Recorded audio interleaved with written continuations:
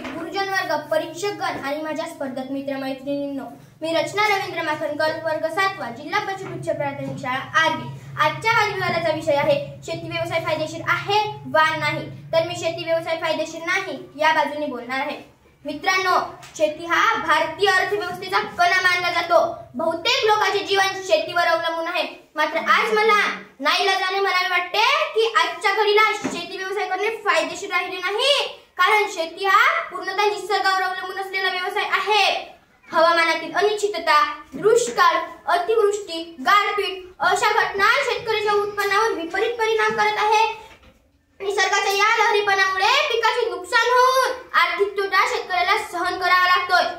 आणि दुसरे म्हणजे शेती करण्यासाठी भरपूर पैसा खर्च करावा लागतो, कारण बियाणे, खते, औषधे, रसायने, सिंचन ह्या गोष्टी पूर्वीपेक्षा खूप महाग झाल्या आहेत। त्यामुळे शेतकऱ्याला कर्ज घ्यावे लागते। जर उत्पन्न पुरेसे झाले नाही तर कर्जफेड करण्यात खूप अडचणी येतात। प्रसंगी शेतकरी आत्महत्या करतो।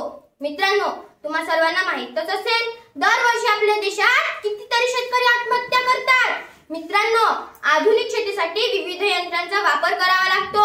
मजुरांची रोजी खूप वाढली आहे, त्यामुळे खूप खर्च होतो आणि शेतमालाला बाजारपेठेत योग्य भाव मिळत नाही।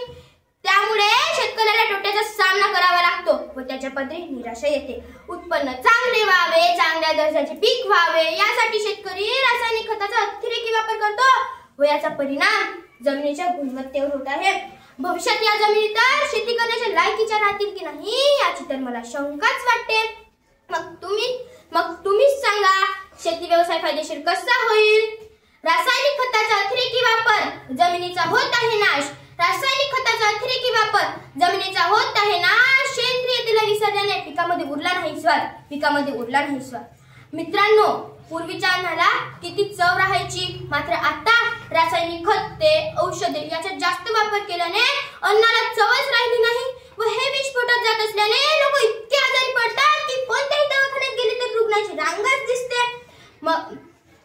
मित्रांनो, कोरोना काळापासून शासन मोफत धान्य देत आहे आणि आता तर लाडकी बहीण योजनेने काही काम न करता पैसे देणे सुरू केले।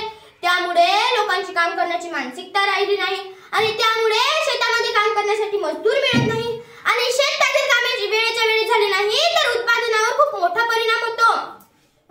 मग तुम्हीच सांगा, शेती व्यवसाय फायदेशीर कसा होईल? आणि कसे उत्पन्न झाले तरी त्याला शासनाने ठरवलेला भाव मिळत नाही, कारण दलाल व व्यापारी हे शेतकऱ्याच्या कष्टाचे फळ त्याच्या हातात पोहोचण्यापूर्वीच लावून फास करतात। कष्टाने पिकवलेला शेतमाल पण मिळे ना योग्य भाव, कष्टाने पिकवलेला शेतमाल पण मिळे ना योग्य भाव। शेतकऱ्याच्या डोळ्यात कायम दिसतो होताच तिचा ठाव। त्यामुळे आजकालची तरुण पिढी सुद्धा शेतीकडे वळत नाही। सरकारी नोकरी नाही मिळाली तरी कुठेतरी खासगीत काम करतात, पण शेतीकडे पाठ फिरवतात। मित्रांनो, जर जवळचा पैसा खर्चून नफ्याची शाश्वती नसेल तर सर्वसामान्य शेतकरी शेती कशाला करेल? आणि त्यातल्या त्यात पिढ्यानपिढ्याच्या शेतीचा वाटप होऊन प्रत्येकाच्या वाटेला जर 1 आणि 2 एकर शेती येत असेल तर शेती करणे परवडण्यासारखे आहे का? म्हणून माझ्या मते शेती व्यवसाय फायदेशीर नाही आणि नाहीच। धन्यवाद।